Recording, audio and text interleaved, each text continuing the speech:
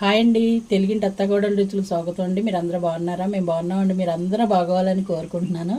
ఇదిగోండి పచ్చి రొయ్యలు. మా అత్తమ్మ నోరు ఊరించి వంట చేసేరండి. చేసింది కోడలను ఒక ముద్ద తిందు కానీ ఉండనేసింది. వేడి వేడి అన్నం పెట్టండి, వేడి వేడి కూర వేసేదండి. ఆ కూర ఏంటో మా అత్తమ్మ మాటల్లోనేనండి.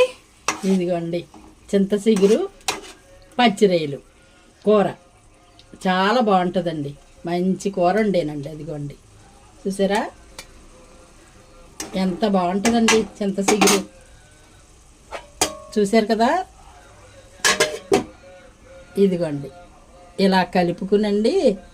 అసలు పచ్చిరొయ్య వేసుకుని చింత చిగురు కూర తింటుంటే స్వర్గం అంచుల్లో కనపడుతూ ఉంటుందండి. మీ అందరికీ నోట్లోంచి నీళ్ళు వస్తున్నాయి కదండి, వరతాయండి. మరి ఏంటంటే చింత చిగురు పచ్చి రొయ్యలు కూర అంటే అబ్బా, ఈ కూర టేస్ట్ తెలిసిన వాళ్ళు అసలు వదిలిపెట్టరండి.